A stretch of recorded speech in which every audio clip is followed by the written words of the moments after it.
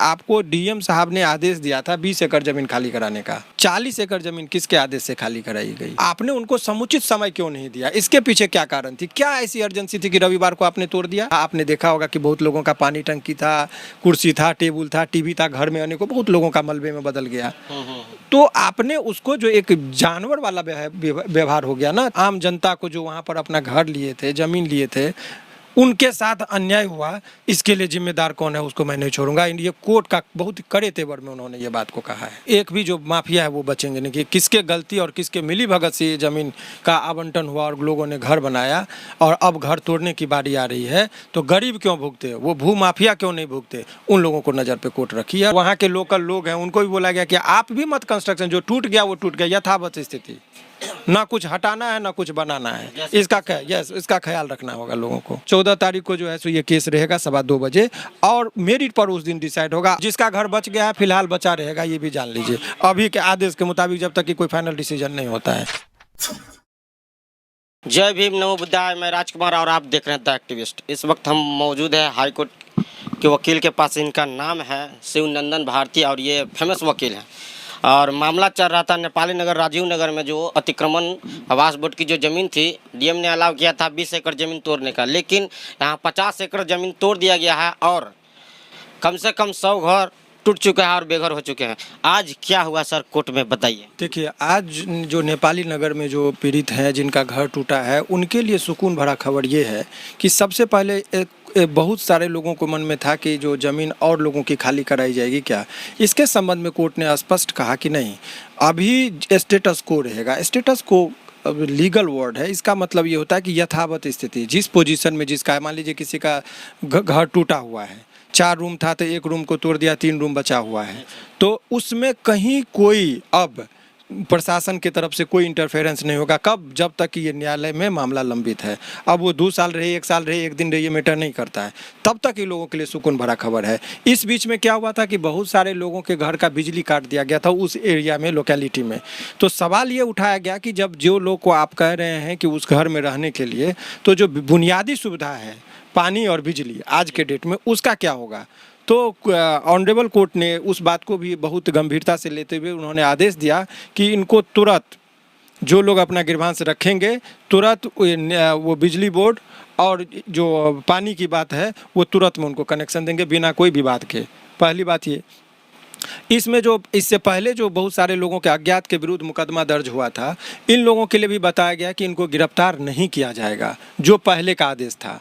और जो अहम बात है, उन कोर्ट की नाराज़गी हाउसिंग बोर्ड के मेंबर, जो डायरेक्टर है, उनके प्रति था कि आप बताइए कि मकान को आपने पोजीशन में जो ज़मीन आपकी थी, तो आपका ऑफिस है उस एरिया में, तो आखिर वो ज़मीन बिकी कैसे? बिकी तो आप ठीक है, उसके बाद उसमें कंस्ट्रक्शन कैसे होता रहा?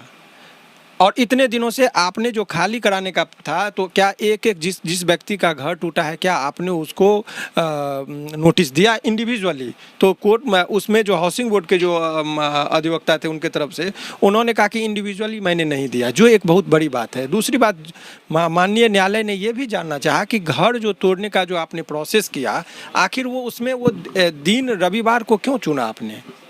इसके पीछे क्या अर्जेंसी थी कि रविवार को लोगों को घर आपने तोड़ा? यदि हो सकता है कि कोई प्रशासन के द्वारा मनमानी होती तो लोग बड़े पदाधिकारी के पास संपर्क करते, आवेदन लेके जाते, लेकिन आपका तो हर जगह ऑफिस बंद होता है। यानी आवास बोर्ड जो है नहीं, वो गलती किया। बिल्कुल।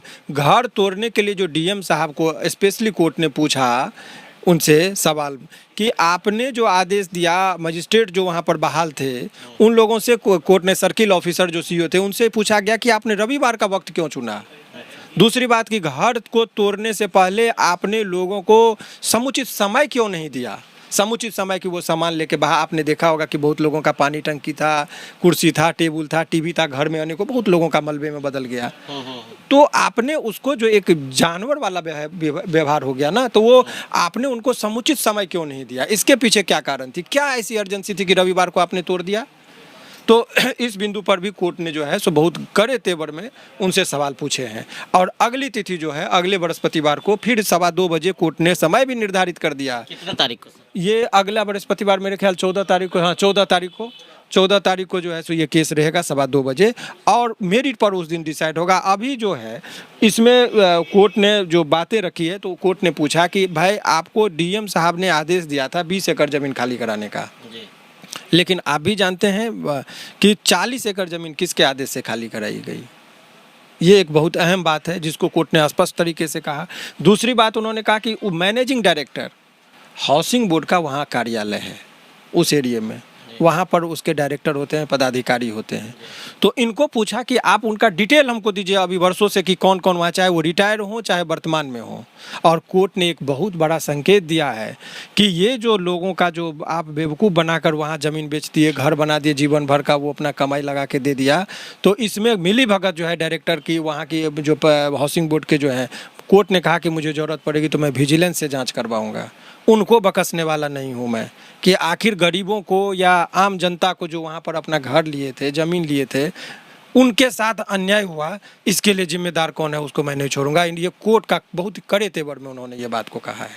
सर सवाल यहाँ पर ये उठता है कि जिन लोगों का, बेकसूर लोगों का जो ज़मीन तोड़ दिया गया, घर से बेघर कर दिया गया, क्या उन लोगों को मुआवजा मिलेगी? ये बहुत आपका बहुत अहम खबर माने सवाल है, लेकिन इसके बारे में मैं यही कहूँगा कि मेरिट पर अभी कोर्ट डिसाइड नहीं किया। मेरिट का मतलब कागज़, दस्तावेज, तमाम गवाह एवं सबूत देखने के बाद एक एक चीज़ को सरकार का पक्ष जानेगी, हाउसिंग बोर्ड का पक्ष को जाना जाएगा, जो पीड़ित हैं उनका पक्ष को जाना था, तमाम लोगों के बात को सुनने के बाद एक निर्णय पर पहुंचा जाता है। इसको कहते हैं मेरिट पर डिसाइड।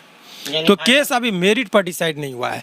अभी तत्काल में रिलीफ जो कोर्ट दे सकती थी, अभी एक बहुत अहम सवाल ये था ना कि भाई वहाँ पर लोग रहने की आप आदेश दे रहे हैं, लेकिन वहाँ पानी नहीं है, वहाँ बिजली नहीं है, तो ऐसे परिस्थिति में वहाँ लोग कैसे रहेंगे?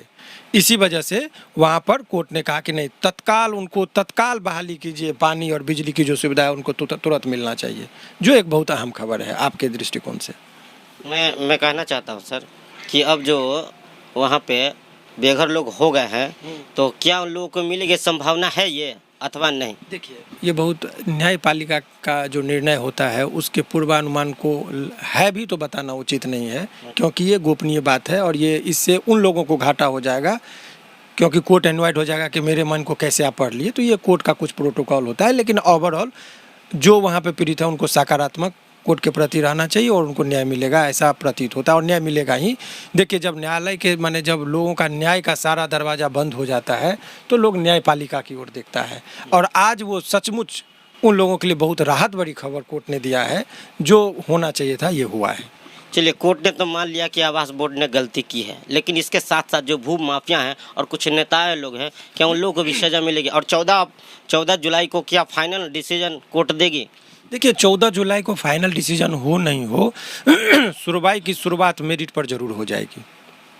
और भू माफिया जो थे कोई बचने वाले नहीं है। कोर्ट ने कहा है कड़े तेवर में, ऑनरेबल कोर्ट का ये था निर्देश कि इसमें मैं विजिलेंस स्पेशली बहाल करूँगा, और ये एक भी जो माफिया है वो बचेंगे नहीं कि किसके गलती और किसके मिली भगत से ये ज़मीन का आवंटन हुआ और लोगों ने घर बनाया और अब घर तोड़ने की बारी आ रही है। तो गरीब क्यों भुगते, वो भू माफिया क्यों नहीं भुगते, उन लोगों को नज़र पे कोर्ट रखी है और भी हो सकता है कोर्ट उसको जो है सो विजिलेंस को भी वो रख सकती है। एक लास्ट सवाल और सर, क्या जो लोग बेघर है इस समय उसको अभी कोर्ट क्या कहेगी? वो तो अभी रोड पे है, जिसका घर टूट गया है वो तो भी रोड पे है। एक चीज़ आप जान लीजिए, कोर्ट ने कहा कि जो जहाँ है वहाँ जिस पोजीशन में रह रहे हैं वो रहेंगे। किसी का घर मलबा है उसमें ही रह रहे हैं तो रहेंगे, उसको कोई नहीं हटा सकता है। इसका मतलब साफा बराबर हो गया। लेकिन बनाना नहीं है किसी को कुछ। इसका मतलब ये नहीं कि आपको आदेश दे दिया आप कंस्ट्रक्शन नहीं कर सकते हैं। टूटा है लटका के आप रहिए उसी में, लेकिन सरकार को भी बोला तुम मलबा तक मत हटाओ, हाउसिंग बोर्ड की तरफ को भी लेके आप जैसा है वैसे ही छोड़िए। और इधर जो वहाँ के लोकल लोग हैं उनको भी बोला गया कि आप भी मत कंस्ट्रक्शन, जो टूट गया वो टूट गया, यथावत स्थिति, ना कुछ हटाना है ना कुछ बनाना है। इसका ख्याल रखना होगा लोगों को। और जिसका घर बच गया है फिलहाल बचा रहेगा, ये भी जान लीजिए, अभी के आदेश के मुताबिक जब तक कि कोई फाइनल डिसीजन नहीं होता है। यही खबर है आपके लिए। चलिए, धन्यवाद। ये शिवनंदन भारती जी थे जो फेमस वकील हैं हाई कोर्ट के। साफ साफ इन्होंने कहा कि डीएम साहब ने आदेश दिया था सिर्फ 20 एकड़ ज़मीन तोड़ने का, लेकिन 40 से 50 एकड़ ज़मीन तोड़ दिया गया है। और जो है जब वहाँ के जनता हैं जस के तस रहे, जो मतलब एक भी मलबा नहीं उठाना है। कोर्ट का सख्त आदेश है और भू माफिया भी नहीं बचने वाले हैं। क्या प्रतिक्रिया कमेंट बॉक्स में बताइएगा। अगर ये वीडियो फेसबुक पे देख रहे हैं तो लाइक करें, यूट्यूब पे देख रहे हैं तो सब्सक्राइब करें। धन्यवाद।